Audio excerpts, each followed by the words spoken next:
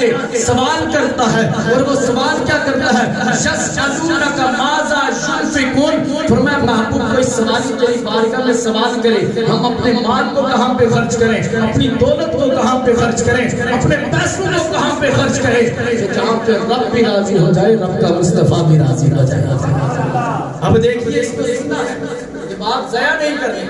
فرمایا کہ ہم اپنے مال کو کہاں پہ خرچ کریں، اپنے پیسوں کو، دولت کو، جس سے رب بھی محبت کرے اور رب کا رسول بھی محبت کرے۔ اللہ دولت کا محتاج نہیں ہے، اللہ پیسوں کا محتاج نہیں ہے، اللہ تبارک و تعالی کسی چیز کا محتاج نہیں ہے، رب ہمارا محتاج نہیں بلکہ ہم رب کے محتاج ہیں۔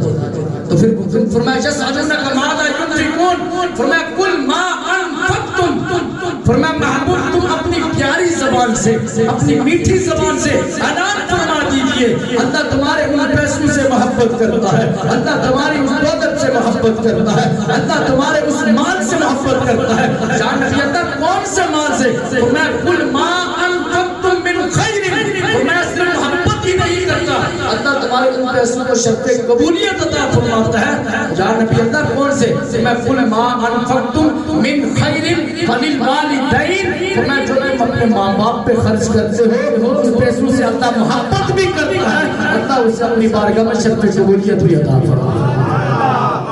وہ پیسہ، وہ مال، وہ دولت، اس سے اللہ محبت کرتا ہے جس کو تم اپنے ماں باپ پہ خرچ کرتے ہو، اور اللہ تبارک و تعالیٰ اس پیسوں کو شرط قبولیت عطا فرماتا ہے۔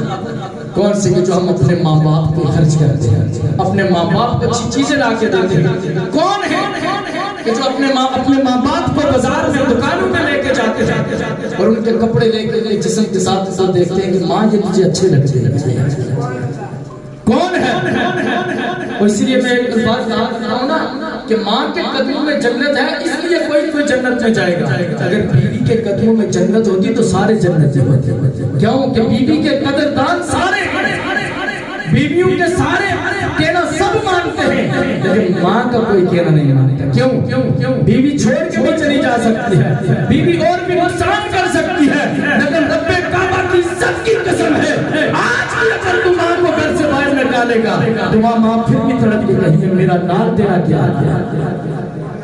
وہ ماں آپ سے سوال نہیں کرے گی بیٹا تو نے مجھے کپڑے نہیں لے کے دیے ہیں، تو نے جُتی نہیں لے کے دی ہے، تو نے گھروں سے باہر نکال دیا ہے، اب میں تمہارے لیے دعا نہیں کروں گی، اب تجھے اللہ برباد کرے، تیرے گھر کو جلاؤں گی۔ لوگ اگر ماں سے پوچھے بھی نا کہ ماں یہ تمہارا بیٹا اتنا ظلم کرتا ہے، چھوڑ اس کو، اس کے گھر کو جلا دو، ماں کہے گی نا تو میرے دل کا ٹکڑا ہی ہے، تو میرے جگر کا ٹکڑا، اسے نہیں پتا یہ نادان ہے، اس کو معلوم نہیں ہے، لیکن میرا پیارا بیٹا ہے۔ تو میں نے جب نافرمان بیٹا جس نے اپنے ماں باپ کو دنیا میں مارا ہو، میرے خیال میں جس نے اپنے ماں باپ کے آگے ہاتھ اٹھایا، میں تو کہتا ہوں اس سے بڑا بدبخت کوئی نہیں، اس سے بڑا بدقسمت کوئی نہیں، اس سے بڑا لعنت کیا کہ رب لعنت کرتا ہے، ہم تو کچھ بھی نہیں، کوئی نہیں۔ اور یاد رکھنا فرمایا جتنا نافرمان بیٹا ہو نا، اگر قیامت والے دن اللہ تبارک و تعالیٰ ماں کو کہے نا کہ یہ تیرا نافرمان بچہ ہے، میں تمہیں دیتا ہوں کہ اس کو جنت میں داخل کرنا چاہتی ہے جنت میں داخل کر دے، اور دوزخ میں داخل کرنا چاہتی ہے دوزخ میں داخل کر دے، میں اس کا اختیار تجھے دیتا ہوں۔ وہ بیٹا جو دنیا میں ماں کو مارتا تھا، جس نے گھروں سے نکالا، ماں کو تڑپایا، ستایا، ماں تڑپ تڑپ کے مر گئی، وہ پھر بھی ماں کہیں پروردگار میرا لال ہے، میں اسے جنت میں داخل کر دیتا ہوں۔